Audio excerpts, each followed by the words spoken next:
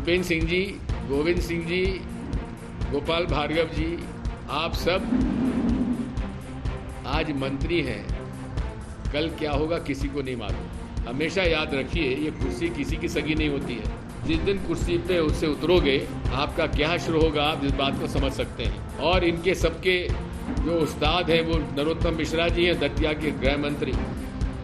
तो सुना आपने, चेहरा तो पहचान ही गए होंगे। ये है मध्य प्रदेश के पूर्व मुख्यमंत्री दिग्विजय सिंह, जो शिवराज सिंह चौहान के मंत्रियों को खुली धमकी दे रहे हैं। सागर के दौरे पर गए दिग्विजय सिंह ने मंत्री गोपाल भार्गव, भूपेंद्र सिंह, गोविंद सिंह राजपूत पर कांग्रेस नेताओं को प्रताड़ित करने का आरोप लगाया। साथ ही इनका उस्ताद गृह मंत्री डॉक्टर नरोत्तम मिश्रा को बता दिया और कहा कि ये सब कांग्रेस की सरकार बनने पर अंजाम भुगतने को तैयार रहे। जिस दिन कुर्सी चली गई ना, कुरई में रह नहीं पाएंगे आप। दिग्विजय सिंह का ये इस तरह का कोई पहला बयान नहीं है। इससे पहले अपने गृह क्षेत्र गुना में एक और मंत्री महेंद्र सिंह सिसोदिया को धमकाते तो वो शब्दों की मर्यादा ही पार कर गए थे। मैं आज इस मंच से पहुंच दे रहा हूं मंत्री को कि अगर मंत्रित्व नहीं सुधरा और सरकार कांग्रेस की आ गई तो तेरे को छोड़ेंगे नहीं। दिग्विजय सिंह ही नहीं, पीसीसी चीफ कमलनाथ और उनके दूसरे नेता भी ऐसे ही धमकी भरे बयान देते आए हैं। कभी इनके निशाने पर ब्यूरोक्रेट रहे तो कभी बीजेपी के नेता। याद रखिए, 8 महीनों में चुनाव है, डरिएगा मत, आक्रामक रहिएगा। अधिकारी और पुलिस को कह दीजिएगा, 8 महीनों में हम आपसे हिसाब लेंगे। कांग्रेस नेताओं की इन धमकियों को बीजेपी उनकी बौखलाहट बता रही है। बीजेपी नेताओं का कहना है कि कांग्रेस नेता मान चुके हैं कि सत्ता उनके हाथ आने से नहीं रही। ऐसे में वो मानसिक संतुलन खो रहे हैं। आज एक धमकी थोड़ी दे रहे, कर्मचारियों को धमकी दे रहे थे। कर्मचारियों कह रहे थे कि हम आ रहे हैं, ठीक कर देंगे कानूनन। हाँ, अगर कोई व्यक्ति कोई भी हो सकता है, आप किसी आधार पर कुछ कहें तो आधार पर जाना चाहिए। आप केवल धमकाने का काम, ये फ्रस्ट्रेशन है कांग्रेस के नेताओं का, चाहे दिग्विजय सिंह हो चाहे कमलनाथ जी हो, फ्रस्ट्रेशन में काम कर रहे हैं। कांग्रेस के कार्यकर्ताओं को सोचना चाहिए इन फ्रस्ट्रेट लोगों के साथ। उनको तो मुझे लगता है कांग्रेस के लोग भी जरा मंथन तो कर ही रहे हैं। मध्य प्रदेश में 2023 की चुनावी लड़ाई संगीन और खंदक वाली बनती जा रही है। दोनों दलों की ओर से कोई भी जुबानी हथियार बाकी नहीं रखा जा रहा। ऐसे में ये जंग कहां तक पहुंचती है, ये देखने लायक होगा। साथ ही देखने लायक होगा कि अगर सत्ता बदली तो मध्य प्रदेश की सियासत में बदलापुर का दौर तो नहीं शुरू हो जाएगा। Bureau report, IND 24।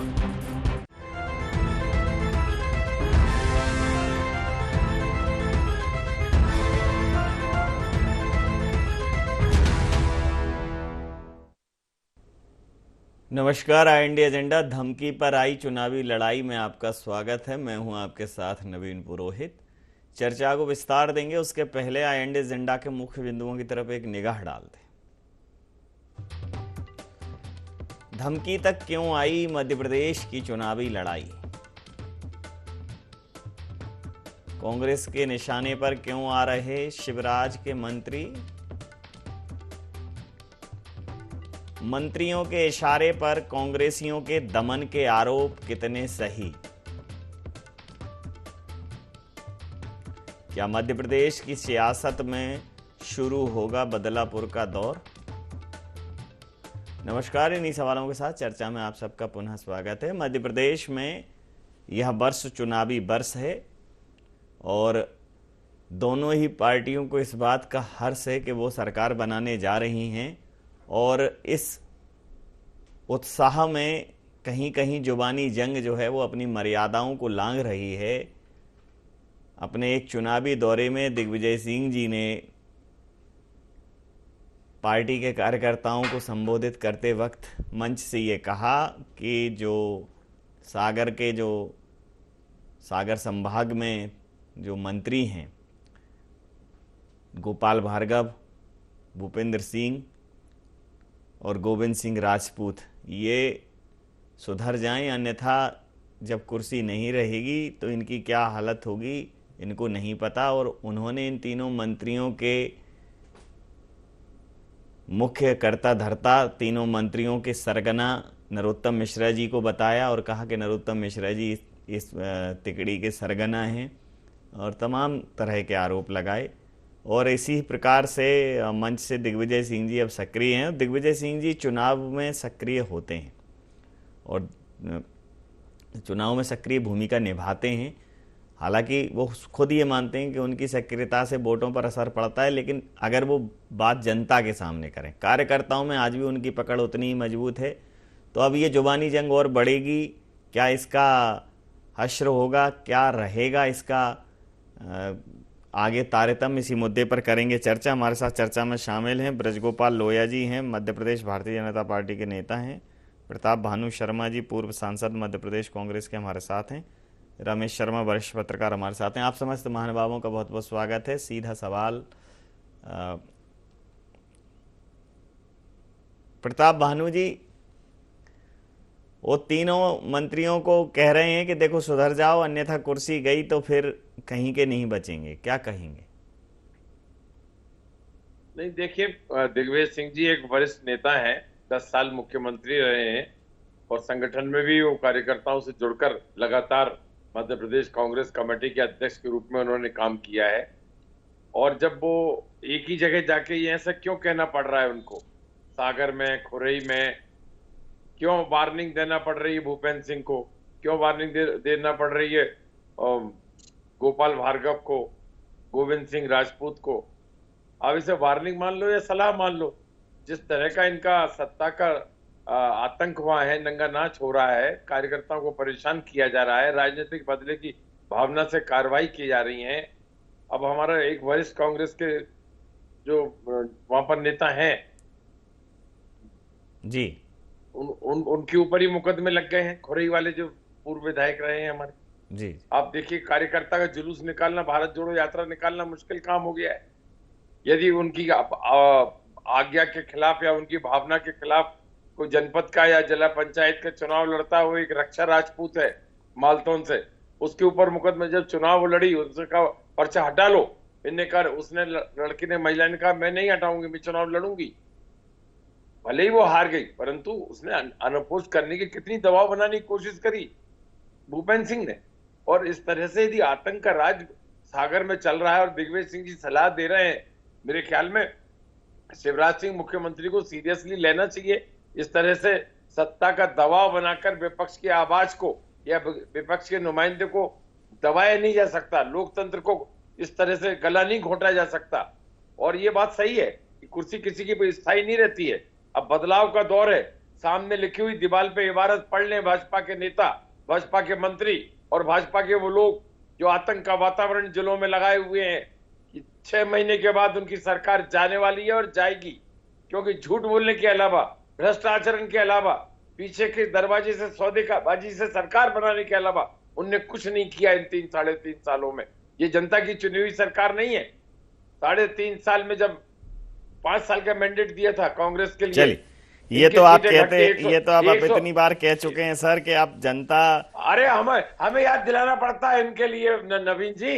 तो मैं आपकी बात को रेखांकित कर देता हूँ लोहिया जी, मैंडेट की ये जनता द्वारा, आतंक न जनता द्वारा चुनी हुई सरकार नहीं है। और दिग्विजय सिंह जी ने बहुत अच्छी सलाह दी है, उसे सलाह मान लें या वार्निंग मान लें? देखिए ब्रजगोपाल जी, आप चाहे सलाह मान लीजिए और चाहे उसको चेतावनी, अगर चेतावनी मानेंगे तो फिर भुगतना पड़ेगा, सलाह मानेंगे तो ठीक है, अभी भी वक्त है, सुधर जाइए, ये सीधी सी बात कही है उन्होंने। देखिए नवीन जी, मैं आपको बड़ी स्पष्ट कुछ बातें करूं। एक तो दिग्विजय सिंह जी का ये चाल चरित्र, कांग्रेस ने क्या मालूम मध्य प्रदेश में कांग्रेस पार्टी को क्या हुआ, चाहे कमलनाथ जी जाए चाहे दिग्विजय सिंह जी जाए, बातें एक ही तरह की करते हैं और वो बातें होती हैं धमकी देने की, कभी अधिकारियों को, कभी कर्मचारियों को, आज मंत्रियों को, और हो सकता है चुनाव आते आते तक जनता को भी धमकी देने का काम करेंगे। आप देखेंगे कि ये उन्हें भी धमकाने का प्रयास करेंगे कि हमें वोट दो नहीं तो आपको ठीक नहीं रहेगा। तो आग्रह ये है कि ये एक मानसिक विक्षिप्तता का लक्षण है।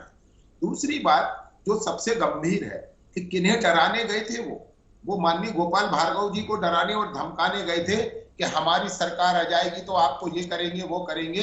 अरे माननीय दिग्विजय सिंह जी, आपके पहले भी वो भारतीय राजनीति में थे, भारतीय जनता पार्टी के वरिष्ठ नेता थे माननीय गोपाल भार्गव जी। माननीय गोपाल भार्गव जी ने अर्जुन सिंह जी के साथ काम किया, मोतीलाल वोरा जी के साथ काम किया, और ना वो उनसे डरे। और माननीय दिग्विजय सिंह जी को तो वो सदन में चूड़ी भेंट करके आए थे। तो ये आप किसे धमकाने गए हैं? जिनके लिए सत्ता बहुत महत्वपूर्ण नहीं है, जिनके लिए विचारधारा बहुत महत्वपूर्ण है। परंतु दिग्विजय सिंह जी इस समय एक बड़ी दुर्भावना से ग्रसित हैं। वो बार बार ये कहने का प्रयत्न करते हैं कि किसी भी तरह एन केन प्रकारेण मेरी सरकार बन जाए। और वो मेरी सरकार से मेरा तात्पर्य ये है कि कमलनाथ जी के नाम से दिग्विजय सिंह की संचालित सरकार जैसी पिछले 15-16 महीने के लिए मध्य प्रदेश में बनी थी। परंतु दिग्विजय सिंह जी, आप सागर गए थे, बुंदेलखंड पूरा जानता है कि आपने उनके साथ क्या हश्र किया था।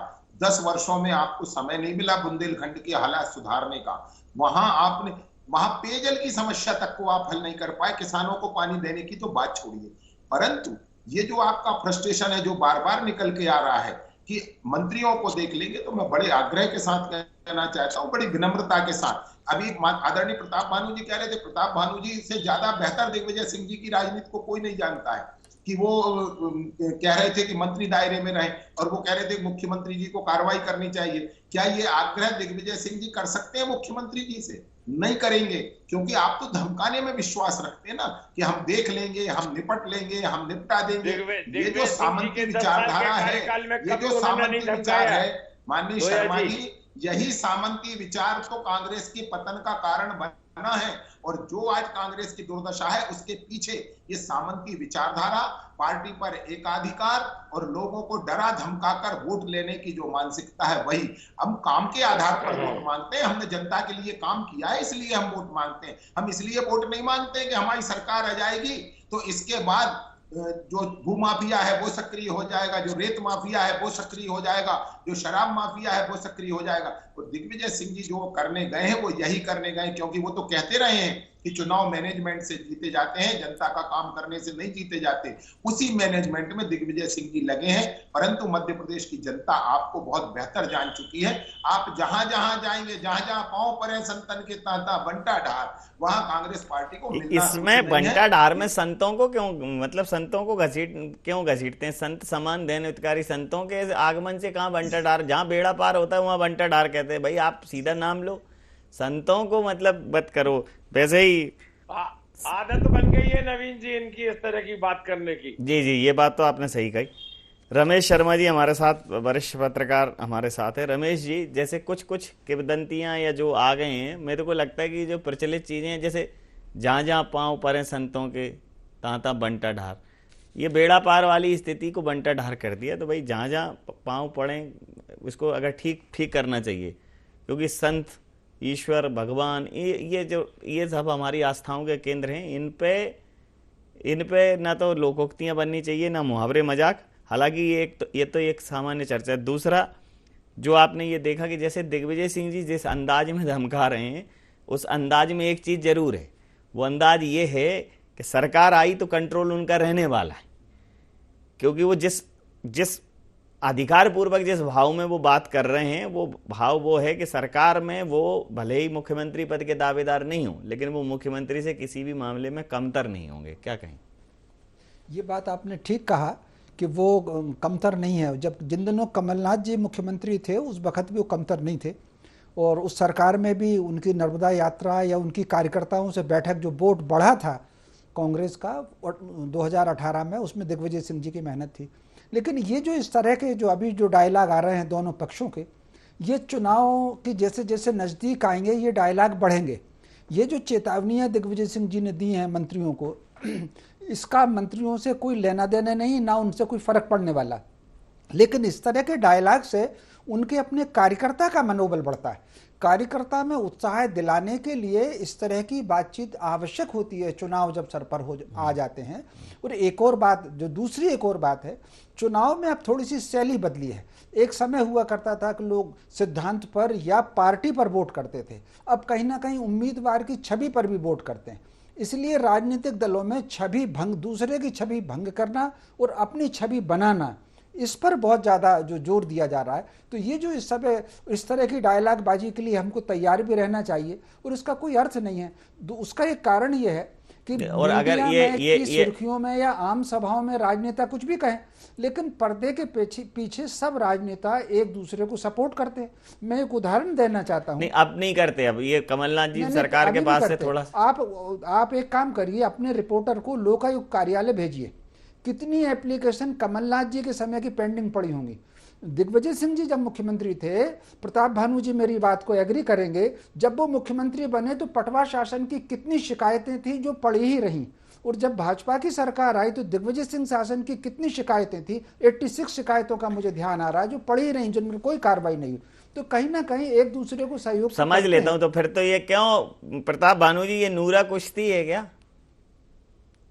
नूरा कुश्ती नूरा कुश्ती तो नहीं है नवीन जी, परंतु बदले की भावना से कभी कांग्रेस ने कार्रवाई नहीं करी है, और जब शिकायतें आती हैं तो उनमें सब में तथ्य हो ऐसा भी नहीं है। और रमेश जी ने बहुत बढ़िया बात कही कि ये समय के हिसाब से ये दोनों तरफ से जो घटिया संवाद जो हो रहे हैं, इसकी प्रशंसा नहीं की जा सकती। एक गिरता हुआ स्तर है राजनीति में। अब प्रदेश का मुख्यमंत्री, तो मतलब आप इस बात से एग्री करते हैं कि दिग्विजय सिंह जी को ये नहीं बोलना चाहिए था? अरे मैं तो ये बता रहा हूँ, कांग्रेस को गाड़ दो, कमलनाथ जी को गाड़ दो जमीन में, किसने कहा? मध्य प्रदेश के मुख्यमंत्री शिवराज सिंह से शोभा लगता है, देता है मुंह से। उन्होंने शिवराज सिंह ने ये भी कहा कि कमलनाथ जी पगला गए। अरे 45 साल की राजनीतिक स्टैंडिंग का आदमी, तुमसे दुगना अनुभव में राजनीति में वो काम कर रहे हैं, प्रदेश को समझ रहे हैं, गरीबों की मदद कर रहे हैं, प्रदेश का नेतृत्व कर रहे हैं। आप इस तरह की भाषा, लगता है कि आपने दीवार पे लिखी हुई इबारत पढ़ ली है कि 2023 के चुनाव में भाजपा की भारी हार होने वाली है, और अब इन झूठी बातों से कुछ मतलब नहीं है। ये दीवार आपको देख कहां गई? ये दीवार, दीवार एक फिल्म में एक डायलॉग था कि भाई तुम्हारे पास सरकार है, सत्ता है, शासन है, प्रशासन है, तो मेरे पास सरकार है, सत्ता है, शासन है, प्रशासन है, तुम्हारे पास क्या है? लेकिन देखिए भानु प्रताप जी कह रहे हैं मेरे पास कॉन्फिडेंस है, मेरे पास एक होप है, तो कॉन्फिडेंस है, संगठन है। जी जी जी। तो भानु प्रताप जी की ये जो दीवार भानु प्रताप जी को दिख रही है, ब्रज गोपाल जी, उस दीवार पे स्पष्ट लिखा है कि 23 में आप जा रहे हैं, और वो दीवार आपके लिए एक बड़ा विरोध करेगी। वहां जाके आप पढ़ ही नहीं रहे, लोया जी पढ़ ही नहीं रहे दीवार को, तो हम क्या करें? लोया जी, लिखा है दीवार पे कि दीवार आपको दिख ही नहीं रही है। नहीं, हमें दीवार भी दिख रही है और दीवार पर लिखी इबारत भी दिखाई दे रही है। जी जी। आपके पास केवल होप है, ये बिल्कुल सच है कि आप पे होप है, और होप होना चाहिए, क्योंकि होपलेस होकर राजनीति नहीं हो सकती है। परंतु महत्वपूर्ण यह है कि हमें विश्वास है जनता पर, और जनता पर विश्वास इसलिए है कि हमने जनता के काम किए हैं। केवल उम्मीदों के आधार पर, केवल लोगों को धमकी देकर, केवल मैनेजमेंट के आधार पर हम चुनाव जीतने का कोई दावा नहीं करते। हम तो दावा इसलिए ये करते हैं कि चुनाव हम इसलिए जीतेंगे कि हमने जनता के काम किए। दूसरी बात, सत्ताएं हमारे लिए, मैं बहुत आग्रह के साथ कहना चाहता हूं, सत्ता हमारे लिए साधन है अंत्योदय का, सत्ता हमारे लिए साध्य नहीं है। और कांग्रेस पार्टी की यह विचारधारा ही है कि उनके लिए सत्ता ही साधन है और सत्ता ही साध्य है। बस एक ही काम है, सत्ता चाहिए। ये अब क्या है कभी नहीं आपके पास, लोया जी, अब ये वाले शब्द अब बदल दो। अब क्या है, 2023 चल रहा है, थोड़ा सा लोग गूगल सर्च कर लेते हैं। अब ये चीजें जो है हजम नहीं होती हैं। 30 सेकंड में आपको बताऊंगा, 30 सेकंड ज्यादा भी समय नहीं लूंगा। मैं आपको कह रहा हूं, आप 15 महीने सरकार में आए थे, आपने कौन सा नया प्रयोग किया, कौन सा इस प्रदेश की जनता के कल्याण के लिए काम किया? हमने तो विपरीत। मैं कहाँ आया 15 महीने? कोविड में आपसे सरकार, अरे मैं कहाँ आया 15 महीने? आप 15 दिन तो लाओ सरकार, देखो मैं कैसे कल्याण के काम करता हूँ। 15 घंटे ही लाओ, चलो आप तो नायक वाले वो बन जाइए आप तो एक दिन के मुख्यमंत्री। अरे सर, अभी तो नायक तो क्या, मीडिया तो अभी खलनायक की भूमिका में है। आप लोगों को हम क्या है, गोदी में बैठे हुए बेके हुए दिखाई देते हैं। इनको एक दिन रमेश जी बन जाए। जी जी, वही मैं कह रहा हूँ।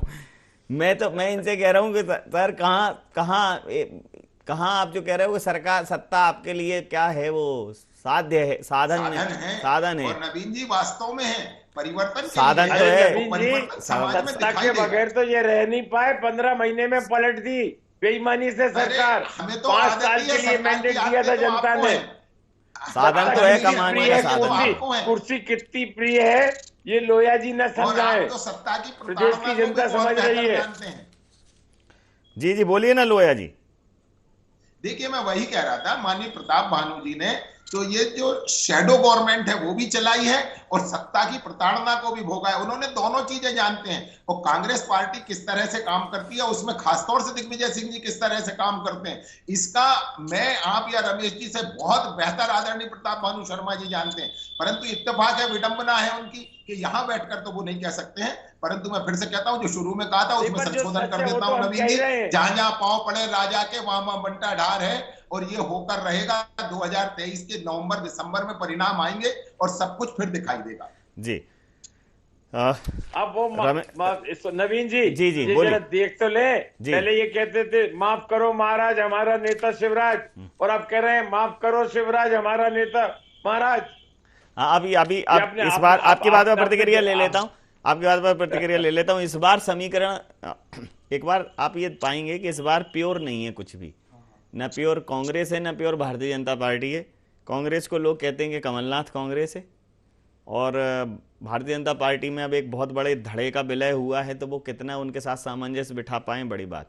तो कुल मिलाकर जैसा 18 के इलेक्शन के पहले भारतीय जनता पार्टी कांग्रेस या मध्य प्रदेश में राजनीतिक दलों का चित्त चरित्र हुआ करता था, उसमें पूरी तरह से बदलाव आया है। 23 के चुनाव वैसे तो बिल्कुल नहीं होंगे जैसे पूर्ववत होते रहे। इस बार टिकट वितरण से लेकर तमाम तरह का भारतीय जनता पार्टी को भी प्रबंधन देखना पड़ेगा। और कांग्रेस में तो अभी आप देखते ही हैं, कमलनाथ जी निर्णय लेते हैं तो अरुण यादव जी वगैरह खपा दिखाई देते हैं। तो इस बार वैसी परिस्थितियां नहीं हैं। दिग्विजय सिंह जी सक्रिय हैं, तो ये बात बिल्कुल तय है कि चुनाव पहले उनकी जो सक्रियता है उसमें चुनाव के दौरान उनकी सक्रियता के आधार पर उनकी सहभागिता भी सुनिश्चित करनी पड़ेगी।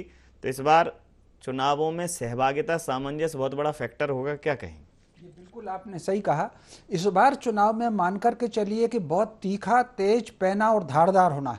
जितने चुनाव अभी तक हुए हैं ये चुनाव उन सब से अलग होगा, और इसमें एक एक वोट की लड़ाई होगी और एक एक बात का संघर्ष होगा। ये चूंकि समीकरण कहीं ना कहीं बदला है। एक और बात जो मैं देख रहा हूं कि धीरे धीरे कुछ लोग भाजपा के, बहुत संभव है कि कांग्रेस में चले जाएं और कांग्रेस के कुछ और लोग भाजपा में चले जाएं।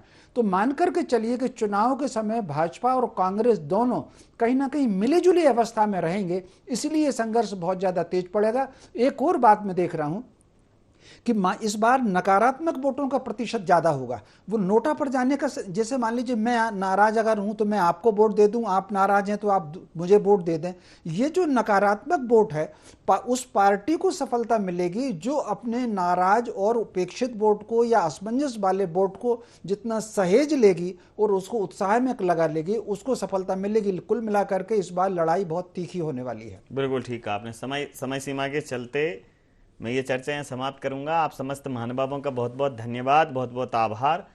तो सत्ता की लड़ाई जुबान पर आ गई है, लेकिन सत्ता लड़ाई के लिए नहीं है। ये जो सत्ता का फ्रंट फेस दिखता है वैसा है नहीं सत्ता का। जैसा कि रमेश शर्मा जी ने कहा, सत्ता साधन है आज की तारीख में, पहले हुआ करता होगा किसी और माध्यम का, लेकिन वर्तमान समय में सत्ता साधन है जमकर कमाने का। सत्ता साधन है विरोधियों को दबाने का, सत्ता साधन है जनता को भरमाने का। लेकिन सत्ता अगर सही मायनों में सत्ता का साधन जनसेवा और राष्ट्रवाद हो जाए तो फिर कहने ही क्या है। समय जैसे जैसे अपनी गति से आगे बढ़ रहा है, राजनीति के प्रति लोगों के मन में एक दुराग्रह जागृत हुआ है और एक शब्द प्रचलित हो गया कि हर बात में राजनीति मत करो। इसका मतलब राजनीति ठीक नहीं है। राजनीति को अब ठीक दृष्टि से नहीं देखा जाता। तो ये समझना पड़ेगा कि राजनीति में अगर आपने राष्ट्रनीति और जननीति को शामिल नहीं किया तो वो दिन दूर नहीं जब राजनीति के प्रति लोगों के मन में एक बड़ा दुराग्रह पैदा होगा, बड़ा विरोध पैदा होगा। तो समय सीमा के चलते मैं ये चर्चा यहाँ समाप्त करूंगा। IND एजेंडा में इतना ही। आप बन रही है IND 24 के साथ और देखते रहिए IND 24। नमस्कार।